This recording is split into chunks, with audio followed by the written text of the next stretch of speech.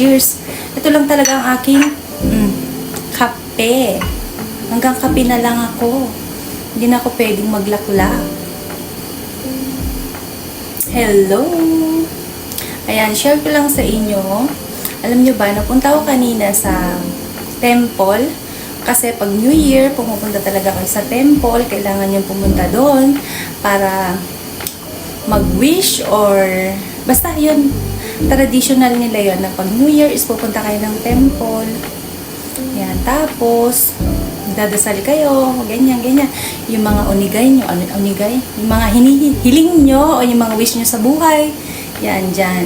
Pwede kayo doon mag-wish. At alam nyo ba, pagpunta ko kanina, nakita ko yung kaibigan ko na, ang tagal-tagal ko na siyang hindi nakikita. Siguro mga 10 years na. Ayun, doon lang ulit kami nagkita kanina. Ayun, maganda pa rin siya. Diba? Ang saya lang pag may nakikita ka ng mga kakilala mo, diba? Yung ang tagal nyo nang hindi nakita, pero makikita kayo ng mga after 10 years, o diba? Pero pareho lang kami taga-Saki, hindi lang talaga kami nagkikita. Kasi busy siya sa work. Ako busy din. Tapos doon lang bala kami magkikita. Yun lang, shinare ko lang. Bye!